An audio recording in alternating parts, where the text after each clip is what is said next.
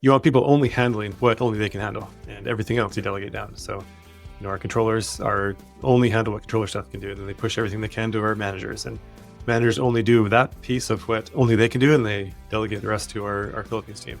There's lots of benefits to doing that, but one is it just gives everybody the chance to step up and grow. Hi, I'm Matt Tate, founder of Decimal and host of After the First Million podcast. And like you, I've taken the leap, not just to start a business, but to scale and grow it. I've hustled from zero to that first million, and now I'm building for the next 50. I know firsthand what the messy middle looks like. And we need more than just numbers. We need strategy, we need community, and we need real conversations about what growth takes. In our line of work, scaling beyond $1 million means going beyond the spreadsheet. This is where you learn how to grow. This is After the First Million. All right, welcome to this week's episode of After the First Million. I'm your host, Matt Tate, and I am extremely excited about Dave Olsen, today's guest. I'm excited for a couple of reasons. Number one, Dave has grown an amazing company, not a firm, that does bookkeeping, accounting operations. He's also expanded into being the CEO of multiple other companies we'll talk about throughout the podcast, but he's also just all around a great guy. And so I'm excited for today's conversation about how to scale your firm, scale your company past that first million. So with that, Dave, welcome. Yeah, thank you. Appreciate that generous introduction. And yeah, it's good to be chatting with you. One of the things that I'd love to just kind of start with is you and I both have not your standard background for people running these types of companies. And yet yours is a very good example of kind of stepping out of the doer role and into the kind of CEO business owner role. If you wouldn't mind, give us a little more background on your story. I did get a master's in accounting and a CPA, but I really don't identify as an accountant. And there's a few reasons for that. Not that I have anything to do with accounting. I love the industry. And I started out in information systems and did programming on kind of as a job during college and really loved that world. And those worlds intersected when I went into IT audit with the Big Four after graduating. And it was actually through that I got my master's in accounting and rotated into financial audit. So I kind of got to straddle both those worlds in IT and financial accounting. And what I also didn't understand early on is that there can be a big difference between accounting and finance. I always kind of saw that as the same thing. And when I left Big Four to become CFO of some startup companies, I was doing everything. I was doing the accounting and the finance, and I just kind of saw it all as one. And what I didn't realize is that there can be different skill sets, especially in a bigger environment where the responsibilities are more segregated. And so I actually identify more as a finance person than I do as an accounting person. I love the CFO work, the financial modeling, the cash flow projections, and I was less concerned about the compliance, the right way to account for certain transactions. And I think what really lends itself well to small business, where the technicalities aren't really as important. I mean, you've got to be compliant for taxes, you've got to be accurate, but how to account for these complex accounting rules isn't nearly as important as it is for a bigger audited company. So yeah, the intersection of the technology, the accounting, the finance is really kind of where I found my passion early on. And that combined with small business. I grew up in a small business household. My dad owned and still owns a small construction company and a small farm as well. And my kind of family history is all kind of small entrepreneurial. And so I really have a soft spot in my heart for the small business owner. And even though I started in the Big Four in the kind of the bigger environment, I learned pretty quickly that my heart's in the small business. It's funny you kind of mentioned that. My dad, he's retired now, but was a builder and construction guy my whole career, had his own company. And that's what kind of got me down the road after a couple of companies interested in this space as well, was just kind of seeing the interplay of the differences between what they need and what they usually get. So did you grow up on the construction crew working with him? Oh, good Lord. I've been throwing bricks into dumpsters since I was about 6 years old. So I've been up on roofs and shoveling stucco and all those kind of things for about the same amount of time. So, my wife still jokes that she says I'm the best sweeper she's ever met. And when we first started dating, I told her, I was like, her apartment got dirty. And I was like, I'll sweep. I'm really good at it. And she's like, you really are. And I'm like, look, when you have to sweep drywall dust for an entire house, you learn exactly how to do it. Because if you do it wrong, you'll sweep about 85 times and still make no progress. Yep. Been there, done that. So it's A big part of my motivation to where I'm at now. My dad never had to say anything about doing well in school. He just put me to work, and It was the example of why you want to not do that. Once you left Big Four, you were CFO for some smaller companies, and then you also were a fractional CFO for quite a while. And then eventually you transitioned into running a company in what is now Nimbl. Talk about that kind of transition and how you made that and how you thought about it. I'd like to take credit for the master plan, but there really wasn't one. It just, like a lot of careers and businesses, it really evolved. And in a lot of ways, I was lucky with timing, not strategic necessarily. There's about a 10-year period where I was a CFO and a fractional CFO. Really became fractional pretty early on because I discovered with a couple of jobs that a CFO of startups really not likely a full-time job. I went into one company from Big Four. It was full-time for a few months as I got things cleaned up, and it was a fast-growing startup. Once I had things streamlined, it was either become the office manager and the sales rep and everything else as a full-time job, or look for something else. So I jumped off to another startup, did a similar thing, got it cleaned up, took a few months. And then this time I, again, didn't know the industry. I didn't know what was going on outside of my world. But I thought, well, if my CFO job's not a full-time job, what if I have two half-time CFO jobs? And so I had a friend who needed some help and but didn't need someone full-time. And I was kind of outgrowing my role in my other company. So I talked to that CEO and said, hey, what if I just do half and half? And had a little light bulb go off because I thought, well, if I'm going half and half and they're saving money, I can charge a little bit more than half my salary for each one and make a little more money. That sounded great to me. And then I added a third one and a fourth one and realized part of that was a venture capital fund. And then I took on some of their portfolio companies and realized that at first I saw it as multiple jobs, and I started to see, yeah, this is actually kind of a business. And then this is kind of late 2000s, early 2010s, because I was a CFO of multiple startups, starting to see myself as a fractional CFO with my own business. I wasn't looking to scale necessarily, but I had a lot of work to do. And I realized that there's a lot of high level work that was valuable to the client, but because it was a small company, I was doing everything. I was doing the bookkeeping and the paying the bills and all that. So I don't really want to build a business. I don't want to commit to like full-time employees, but what if I just use some part-time people offshore to just help get some of the work done? So in 2012, I found a CPA firm in India on Upwork, and just part-time, they helped me out. 2015, discovered the Philippines and started building a small team there. And then once I had a kind of a taste of what it looked like to work with a team, I realized, well, I'm actually basically outsourcing the whole accounting department and the finance department. This is kind of a good business. And again, my head was down. I didn't know what was going on in the industry. I thought I was just making it up as I went. So between 2015, 2018, 2017, I kind of proved out the model, kind of dialed it in with my small offshore team. And then 2018 is when I started Nimbl, and it wasn't called Nimbl at the time, but I started the entity that became Nimbl and started scaling up, hired a US team, or began hiring US employees in 2018 and then scaled it up from there. What's interesting is, I think if you look at all the industry trends, you were about 2 years ahead of when everybody else started, or in the fractional CFO world, even 10 years ahead of kind of the big boom in terms of the industry really solidifying itself. Yeah, I really didn't understand what I had again. I implemented Xero in 2010. I actually lived in Canada in 2010, and Xero became available before the US. So I implemented Xero, used that for a few years, and then QuickBooks Online became usable in 2015. Then payroll became Gusto and Bill.com. All those things kind of emerged in that time frame, and I kind of got lucky that I was in the right place at the right time. It wasn't until 2017 that I went to Accountex with my first accounting conference, and that was the first time I had any idea that anybody else was doing what I was doing, and that really opened my eyes. And that was part of what catalyzed, actually building a business out of it. Because I realized, not just this solo guy doing my own thing. There's an opportunity here. I appreciate the humility, but getting lucky is it happening once? When it happens over and over again, I think it's more preparation, setting it up for when the right trend hits at the right time, you're going to take advantage of it. Yeah, I do like the term surface area of luck. I guess the more action you're in, the more surface area you enable for luck. So I guess I can take a little bit of credit for that.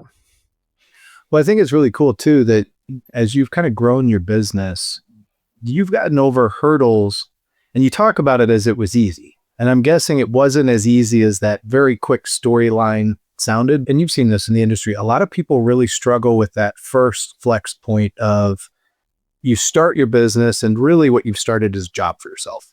You're doing all the work, you're doing the sales, you're HR for yourself, you're everything. That I find to be the hardest hurdle for most people, is to get over that hump to running a business. Talk about how you really navigated that versus getting stuck like a lot of people. It is a quick timeline to run down those many years, but it was really 10 years of figuring it out. 10 years going from like that full-time job was probably 2 years before I started fractionally. 8 years of realizing that I had some kind of business, and really part of what held me back was going to part-time offshore people. It's just like I didn't have the vision or the confidence to commit to a full-time US person and kind of put their livelihood in my hands. So it took me a long time, many years, and especially it was 2015 when I really started building an offshore team, and to 2017 I started to see a path for it. A lot of factors that went into it. One was I met an executive coach who became an accounting client in 2017. It's just part of who he is and what he does. He started asking me about my business and my goals, and it was mid 2017, and I'd really been wrestling with the idea that I think I've got something here, but like, what does it look like to scale it, to take that risk, take, like I said, people's lives in my hands or livelihoods. But I also looked at my lifestyle too. My kids were 14, 12, and 10, I think, at that time frame. I had pretty good schedule, making good money, and it's funny how on paper it was perfect. Like, didn't have to work a ton, making good money, but I just didn't quite feel fulfilled. I just felt called to do something more. If I thought doing more meant taking more risk, it meant giving up lifestyle, it meant working like crazy hours. And so as I met with this executive coach, he started asking me about it, and I told him that dilemma. Like, I feel called to build something bigger, but I don't want to give up my lifestyle. And he asked me the question that really hit me hard in simple words, but just I was ready to hear it, I guess. And he said, "Why can't you have both?" We talked more, and he helped me kind of see the path to doing that just in that one conversation. And then we're still working together now, and he's really helped me think a lot bigger than I was at the time. We talked about the surface area of luck and being in action and watching, but it's really taken a really big network of people like him, like the early team that came on, my offshore team that we've built since then, the landscape and the technology and the software. All these things kind of came together to make it possible. So but that's really what kind of having a coach, having someone on the outside encouraging me is what gave me that first little boost to see something more than just my own solo company. I think you hit on something that's so important that few people really intentionally think through, and that's investing in yourself. That coach is an investment in yourself to take some time and say, "Hey, I'm gonna pay somebody. I'm gonna invest in that." And yet, getting out of our own echo chamber. Every company is an echo chamber. When it's just us, that echo chamber is just between the four walls of our head, and it's very small and can sometimes be a little scary. When your company grows, it's your company, and having a coach, having a peer group, having a community of people helps you to see other perspectives and expand yourself in ways that you never would when you just kind of stay within your own kind of company or your own headspace. And I think that's so important for people to kind of internalize. That was a big jump for me, and just big jump in mindset. I'm just being a pretty conservative financial guy. I had always done a lot to learn, read a ton of books, listened to podcasts. I was podcasting before anybody knew about podcasting or listening to podcasts. I'd never really spent any money more than just like buying a book.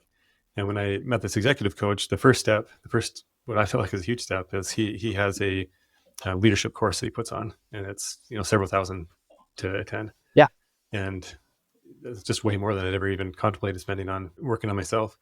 But I justified it because a few months of his fee would, cover the course. I thought, well, if nothing else, at least, it's a trade having the client.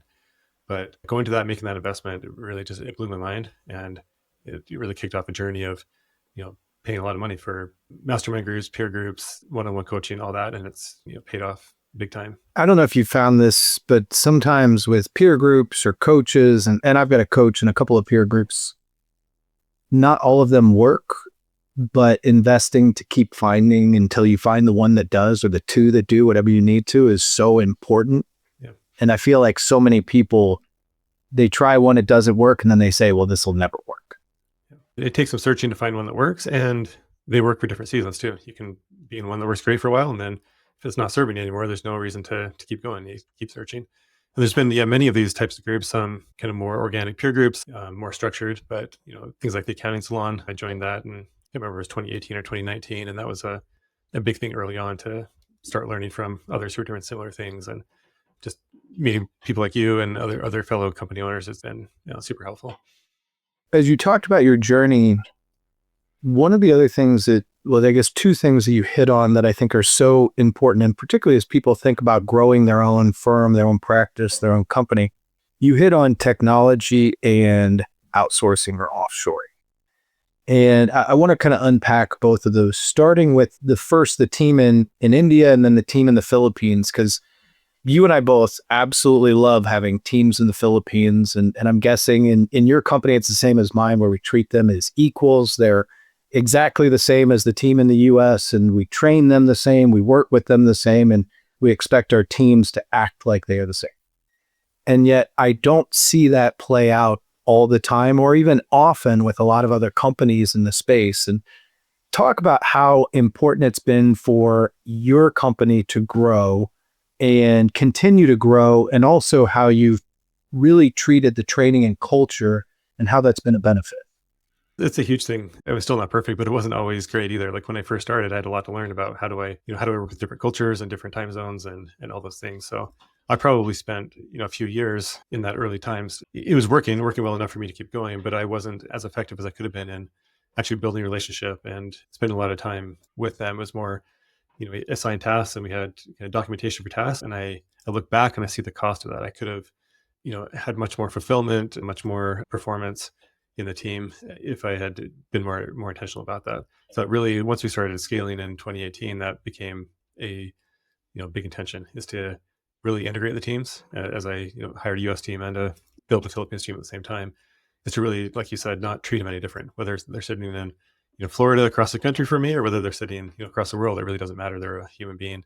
They have their hopes and dreams and their goals and their personal challenges and everything that goes on. Like we're all really the same, and to treat everybody in that way. And there's a lot of things I learned about that process. We've iterated a lot in, how do we structure it? Do we have a leadership structure where we have, say, people in the US directly supervising someone in the Philippines?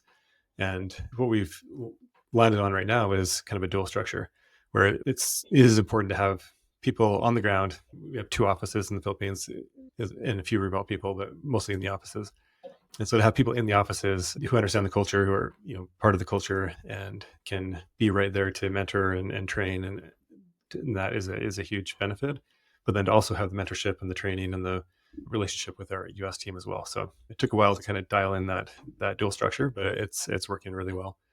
And yeah, just integrating them and helping everybody just feel part of the team. There's one thing, the part of the Filipino culture is they really love being, and I'm generalizing, of course, but my experience with our team is they just love being part of something bigger. They like to see the vision of where the company's going. They have a lot of respect for the US and North America, and just love to be part of that. And the more we can integrate them into that and have them either join or view our all hands meetings and those kind of things, really builds a lot of excitement in the kind of the energy in the culture. Well, one thing you talked about that I think is underdeveloped in a lot of companies and firms is you talked about documentation. And I think that in general, I see other accounting firms and companies in the space where clear documentation of a client, what the client needs, what standard processes are, it's almost that people expect it to be absorbed through osmosis rather than carefully documented and iterated on too. Talk about how that documentation has proven to be, I'm guessing, one of the secret sauces to scaling both in the US as well as together with the Philippines. It's always been really important to me to document what I do, even when it was just me. If I document what I do, I don't have to figure it out again or remember what I did the next time. So it was, for me, it was all that efficiency. And so because I had that in place for myself when I started integrating offshore team members, then it was just simply a matter of making sure it was clear and understandable to someone else and plugging them into that. So it really didn't take a whole lot of training. It was just, here's the documentation, follow these steps, and we'll kind of train on the job as you have questions. That's been key, that we build that foundation, and it's been key all along to have that clear step by step. And that's really ingrained. We're definitely not perfect at it, especially as we scale. It takes some work to stay on top of it and have everybody be consistent in how they operate. But it's something we attempt to instill in our culture, is just document everything. And again, it's not perfect, but the idea is that somebody in short notice has to is not available for whatever reason, somebody else to step in and take over a client. And The weakest all of us are is when there's a transition of a point of contact. We lose an employee, somebody even gets promoted. Like that's the weakest you are in your client relationship because of the relationship transfer, the knowledge transfer, and the better documentation you have, the easier that is. It's still the weakest you'll ever be, but I find it to be so important. yeah, that's one thing we instill in our team or attempt to is to build yourself out of a job. And Yeah. it can be seen as kind of a scarcity fear thing where if I'm not needed anymore, then I could be let go. But it's the only way you can progress. Like we can't promote you unless we have a way to fill your position you're doing now. So if you can build yourself out of a job, have good documentation, then that's what enables a progression. It takes the burden away. Right now, you and I are recording this during busy season for tax time. I'm wearing my ramp hat that says, keep calm and tax on, which is irony because I can't do taxes, nor do I feel the busy season. But when you have good documentation, when you create a team that can share that knowledge through documentation, you also share the burdens and you take the power away from a lot of busy season because you don't have that one person has to do one thing, but you can have a team accomplishing a group of tasks much easier too. Yeah, it's also that delegation funnel. You want people only handling what only they can handle, and everything else you delegate down. So, our controllers are only handle what controller stuff can do, and then they push everything they can to our managers, and managers only do that piece of what only they can do, and they delegate the rest to our Philippines team. I mean, there's lots of benefits to doing that, but one is it just gives everybody the chance to step up and grow. You mentioned how important it is, and not just for your Philippines team, but both teams to see the vision of where you're going as a company. I always talk about vision as one of three legs to a stool. It's vision, values, and mission. And I'm guessing you guys have the same. So share with us your mission and values too. We look at it in terms of our core virtues, actually, and it's a term coined by Ben Horowitz from Andreessen Horowitz. You can look at it as equivalent, but it really hit me when he talked about it in one of his books that virtues are really what we embody. It's not just something we value, it's something we really embody. So we call them core virtues at Nimbl. We have 6 of those, integrity being our first one. 6 of those that really embody who we strive to be. And then we have our purpose, our mission, our vision is how we separate it out. And our purpose is really to provide freedom. Freedom for our clients and also freedom for our team. And we intentionally leave it at that, to leave that freedom open to interpretation, because we want to discover what does freedom mean to a given client. We're not going to dictate what freedom means to you. We're going to discover what kind of freedom do you want and how can we help provide that. The same thing for our team. Every one of our team members is going to be different. That could mean freedom from a full-time work schedule. They just want to work part-time. They want to take care of their families and they perform really well in their part-time. That's what freedom looks like. Some means freedom to really work hard and progress as fast as they can in their career. So we look to discover with our clients and our team, what does freedom look like for you and how can Nimbl deliver on that? That's our purpose, our mission, the wording in front of me, but essentially to enable that freedom for our clients and team, specifically for the back office services. So accounting, staffing, IT, all those services we provide. And then our vision is to really set the standard for that, to really do it differently, not be the same old CPA firm, but really to set the standard of a new way of working that really disrupts the accounting and the back office industry. All right, you just dropped the term. I was waiting for when this was going to happen in our conversation, but you just used the pejorative term that neither you or I like. You called yourself a firm. Oh, did I mess up there? You did. You called yourself a firm. Why is it so important? And I'll hop on my soapbox after you hop on yours, that you and I don't run firms, we run companies. Yep. Sometimes we do serve the accounting industry with our staffing and our IT businesses. So we refer to our clients as firms, but we are definitely a company. Yeah, and that it really comes from partly coming from outside the industry. I don't have the traditional background in CPA firms, but yeah, I intentionally built Nimbl as a company with a corporate structure, not necessarily a corporate legal structure, but a corporate organizational structure. I had no interest in a partnership model. I act as the CEO. My co-founder is the president, and then we have our VPs and directors and that kind of corporate organization. And so we definitely identify as a company, not as a firm. My first career was as a lawyer. So I saw the same kind of structure play out in law firms as I did accounting firms. And I had companies that sold into law firms and accounting firms. And I just noticed that as you build a firm, you have decision-making distributed.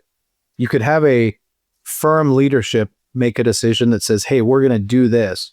Then you had to go sell each individual partner. And then you had to sell the people that work for them. In a corporate structure, we can move and we can pivot and we can adopt new technologies because leadership says it's so. And you have to engender trust going both ways. But it provides a corporate structure where I actually think you can pay people more, you can give greater benefits, you can adapt to changing technology or changing market conditions much, much faster when you have that kind of corporate structure, which we had the exact same thing. We have a CEO, we have a board on top, but we have a CEO, we have a COO, we've got our vice presidents, our managers and team leads. I find that corporate structure allows for that. Yeah, and I think it also allows for specialization as well. Often in the partnership structure, the partners are the top level leaders of any function, and they may hire specialists, a marketing specialist or whatever, but really they're ultimately responsible for a function. And with our corporate structure, like our sales leader is from outside the industry, our marketing leaders from the outside the industry, they own that function. We don't have partners owning the sales and marketing and the HR and all that. I like to get people focused on core competencies. And if your core competency is to run a very specific industry vertical, for us, it could be family offices. I want you to run that, but I want another person with a core competency to sell into that. I want you to work together, but I want that core competency to break out. You look and you get an understanding of, hey, your core competency is client relationships and final quality. And it's your delegation funnel played out too, where it's great. The person under you, their core competency is learning how to do the work, is learning how to maybe do the technology consulting, is all of these layers behind. And you build that pyramid structure of work that allows for you to build a good, I think, good culture, a good ability for people to move and improve. But then you also build a good economic structure that allows you to effectively scale and grow.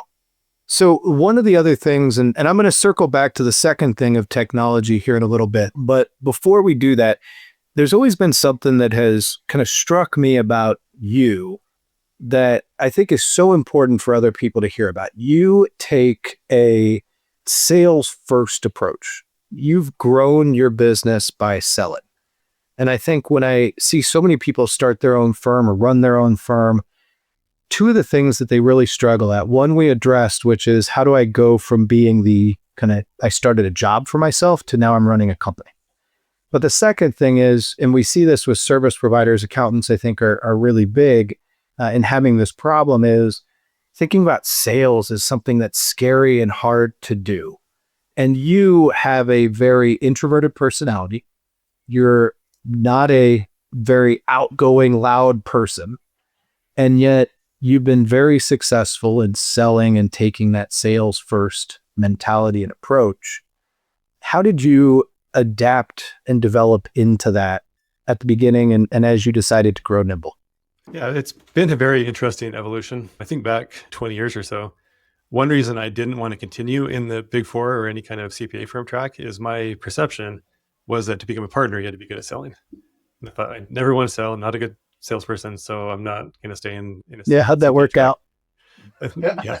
I mean, that was just one of the many factors. So, and that was part of the slow path that I had, I guess, too, is I still didn't see myself as a salesperson. It was take on one big client every few months, and it was always by word of mouth. I wasn't outselling, I wasn't marketing. It was just got a referral, and I'll take it on.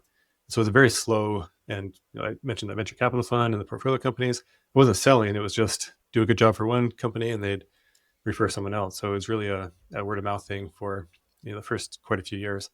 But then once I started branching outside of that, I had kind of like a core family of companies, similar investors. Once I started branching outside of that, again, it came from referrals. But every time I got a referral, I didn't even think of myself as a sales conversation. I'd contact the referral, I'd set up a meeting, I'd go talk to them about what I do, I'd figure out a price and exactly the scope, and then they'd agree and we'd go forward. And I did that a few times before I realized that was actually selling. So the transition, again, wasn't intentional or strategic. It was just realizing that sales is really just being confident about what you do, about passionate about what you do, and being able to be competent in, first of all, explaining it, and then also being able to deliver on it. And so when I had that realization, it really opened my eyes to, yeah, I can sell. I don't need to be a flashy, charismatic, stereotypical salesperson. I can just be confident and talk clearly about what I do. So all the revenue I had as a solo operator, and then our first about $1.5 million in building Nimbl was pretty much 100% me selling that. And then early on, so again, intentionally building a corporate structure, intending to scale, and also recognizing from working with other companies, seeing what that messy middle of growing looks like. I know you talk about that a lot, where that million mark tends to be kind of the tipping point of that messiness of when you're big enough, you need help, but it's not necessarily able to afford much. So I was intentional about going as fast as I could from that 1 million to the point where I could forward a leadership team and start hiring specialists to handle different functions. So one of the first specialists we did hire was a sales director, and that was December 2020, I think. So almost 3 years in, we hired full-time sales rep or sales director. And so we've had a separate sales and marketing team since then. And that's been a huge part of selling and a huge part of scaling. And part of that is recognizing too that, conservative approach when I was solo and going slow is, I can figure it out and then I'll be confident about selling. But I realized the best way to figure it out is to start selling and get people in. And yeah, we're going to make mistakes. We have some churn. We've lost some great clients because of not having perfect systems. The only way we can dial it in is to keep having people come in the door and learn from iterating on that. When we talk sales a lot, and I did the same thing. I sold the first million or two, and then we hired out a sales team, and I've iterated on that too. But one of the things I like to train into sales staff and really talk about is you're never actually selling. The consultative journey of what we do starts in the sales process. It's just an extension of what you've always wanted to do. You are just working towards that relationship. And if you view it as the entire time you are there to listen and advise, it makes selling seem less intimidating, I think, sometimes. It also takes away, like, business owners are sold to all the time. And so they know the difference immediately. Like, the smell test on somebody that is actively selling them crap is very easy versus the other person that comes in authentically just listening and advising. And that I find to be a much clearer and a much better sales process. Yeah, especially the nature of our work. We're not selling a one-time thing. We're not just engaging in any transaction. This is the beginning of hopefully a many multi-year relationship. Yes, it's a very different kind of process. And part of our journey also has been, how do we take a non-accounting salesperson? How do we have them talk competently and confidently in the beginnings of that journey in a way that gives the client enough confidence that we know what we're doing, but doesn't require an accountant to be having that discussion. And it's not to say that we've nailed it, but I think we've done a pretty good job of productizing what we do, and so that they don't have to have the deep years of knowledge to interpret what the client's saying and translate that to what we can do. We just have a product library, and here's what we can offer. Here's a starting point, and if it's complex, we can bring in one of our controllers or somebody more technical to get in some of the details, but we can still have a non-technical person building that relationship and running the process. Well, I don't know about you, but we found that it's easier to teach people how to sell than it is price. Pricing is much harder to do because you can adequately productize pricing for certain levels of clients. Sometimes you have to have controls kind of around that. And yeah, part of that process for us has been creating workability between our sales team and our delivery team. Because when you're doing that, when you're finger in the wind, like, you're going to mess up sometimes. Sometimes you're going to nail it and you're going to have a great margin the client's still happy with because they're loving the value. And sometimes we're just going to flop and the service team is going to be like, yeah, we're losing money on this and the client's not willing to pay more. We look at it in terms of a portfolio. Like, if we keep a scalable sales process, we don't stress too much about getting it perfect in the beginning. 1 out of 10 gets messed up. Well, that's better than losing out on opportunities because we're going too slow. And so just creating the understanding both ways that nobody's going to be fired or penalized because we didn't get this one right. We'll just keep iterating and getting better at that process. So I noticed today you posted about failure. And we've kind of been talking about this a lot. And it's something that I feel very strongly about, is building a culture that accepts failure. To me, it's failure as a building block to success. I'll talk pretty frequently. We have an all hands coming up this Friday. Part of it, I'm going to talk about my recent failures. I find that if I normalize how much I screw up, and I've been married for almost 15 years, my wife will tell you it's frequently, that it makes it okay when my team does. And it sounds like you have a very similar kind of mindset and culture. I think I wrote in my post that if I look back at truly how I would define failure, like a catastrophic, big issue, like, I can't think of anything that really happened.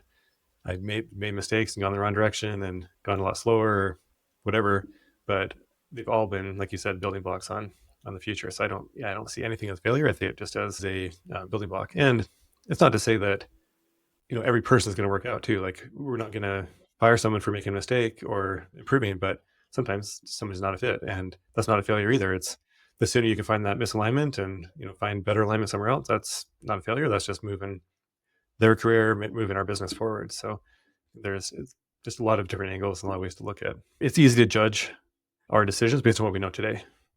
But if we look at our decision process at the time, like it's not like we're trying to make a mistake. We did the best we could based on the information we had. I always view it as lessons. Some of the lessons are cheap, some are very expensive to learn, and I remember all of them. Think about the expensive ones maybe a little bit more frequently. A little more painful sometimes, but yeah. I also like to joke about them too. Those I find are the best ones for a dinner conversation with friends is, gosh, you wouldn't believe how much money I just lost doing this. They make the best stories. And we live in a very boring business that doesn't have a lot of great stories. So those have a tendency to be the only things that I can pull out in a room of friends who aren't accountants. Only way to keep them entertained. Right. One of the things that I think has been really cool about how you've built Nimbl, and it's been a big recent push for you guys, recent in the last 4 or 5 years, you've diversified out. As you've looked at growth of Nimbl, it isn't just the verticalized kind of bookkeeping, controllership, advisory. You've also expanded horizontally. Talk about how you've kind of looked at expanding your footprint, building your brand and business outside of just the pure accounting side. Yeah, we want to be the full back office for small businesses, and small, 1 to 10 million is our target market.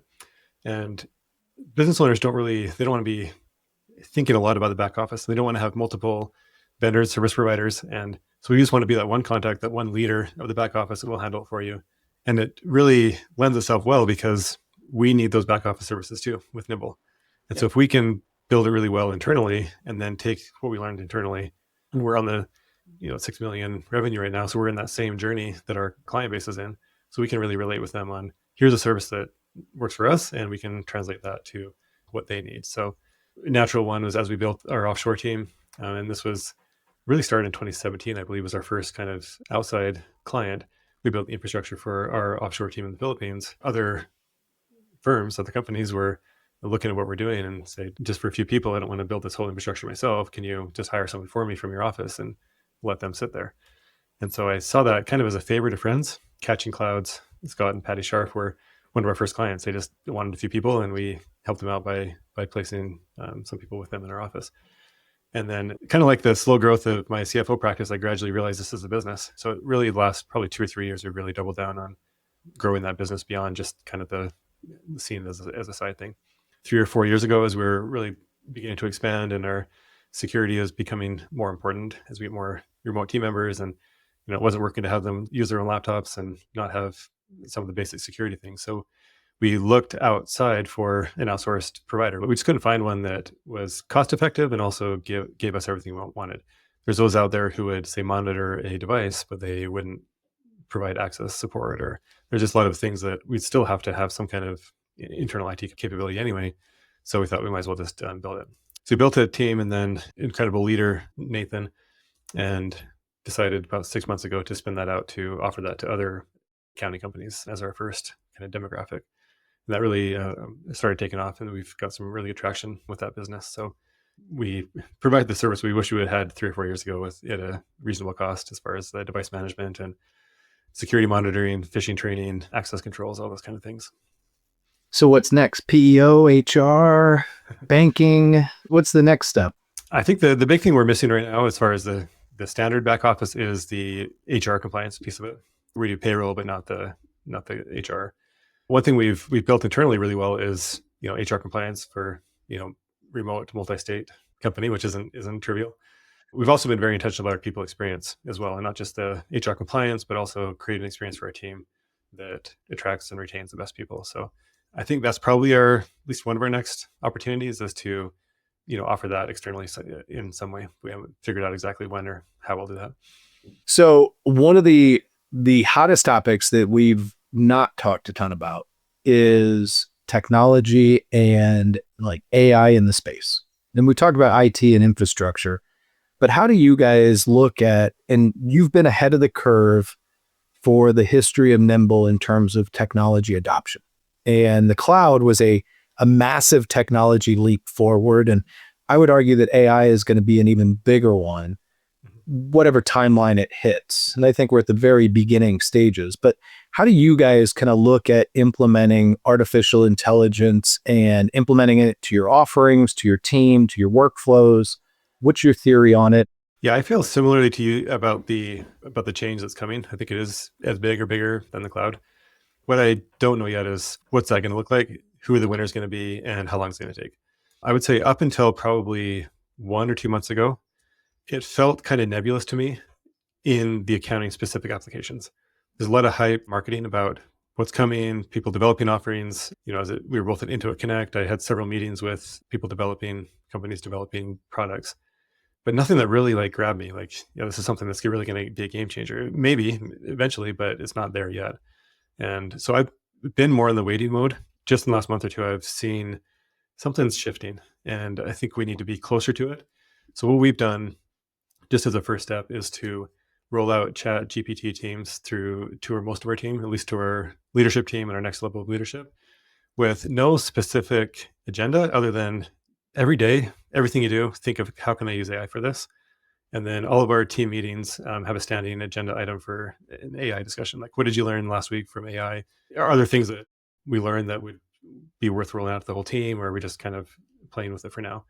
That's where I've seen the biggest, I guess, opportunities right now is just experimenting with it, starting with myself. Like, even before the last month or two, I've been using it for months, and really since it came out, just everything I could think of. And the more disciplined I get about not doing almost anything without at least thinking about, can I run this through AI in some way? Just the efficiencies and the insights, and just are mind blowing. So that's, I guess, our first step is getting our feet wet, getting those muscles exercised of using it, and seeing if anything really bubbles up as something that is worth the overhead of rolling out to a big team. What I'm still not seeing is compelling accounting application, whether it be an automation categorization layer on top of QuickBooks or Xero, or just a whole new ledger. I know they're out there. There's things like Puzzle and Campfire, and several, like Digits has a layer on coming out, and I think their own ledger too. There's a lot of things coming. Had a conversation this past week with someone who's looking to build, and they appear pretty credible, building an actual staff accountant agent. I'm intrigued, and I want to stay close to it. But again, I'm not seeing anything that I'm going to drop everything or pay a lot to roll out to the whole team yet. We're a couple of steps ahead, but we had a different circumstance that gave us that opportunity. But I kind of view it the same way. For us, having the Spark acquisition that brought in a bunch of kind of smaller, below our ICP level cash basis accounts, gave us the opportunity to go test. And we chose Puzzle. We looked at a few of them, and we moved a little over 200 clients over there. And I will say I'm very pleased with it thus far. It's a very narrow ICP that is probably nowhere near your ICP. And as their product grows, I would look at it. But I'm kind of with you on the accounting specific applications so far. But then I'm also testing, like, my new favorite is Granola. It is a note-taking app, and it listens to our conversations, and then it will create a synopsis. And I can put in a note that says, hey, this is really important, this topic. And then it integrates into my Notion notes. So it helps me to kind of store things, and I can ask questions in my whole notes database. And our team is testing a bunch. We're building a few agents right now, which will be interesting, but I'm getting the sense from looking at the skies that the winds are about to change, and it's pretty close. So it'll just be interesting. I'm interested in the theory behind a lot of these companies too. Some of them are we want to work with accountants and make accountants the hero along with AI. Others are, we're going to replace accountants. And so I'm interested to see kind of which one of those narratives as well as technologies plays out better. Yeah, I think a big unknown in AI in general, and including accounting specifically, is what does the interface look like? Is it AI on the traditional graphical interface, or is it a whole different way of kind of a whole different paradigm of how we interact? And that's part of the discovery that's going to happen over the next few months or years. Well, you made a statement earlier in the podcast that I think will always ring true. Businesses don't really like or care about this area of their business, and we have to start and end with knowing that will probably never change.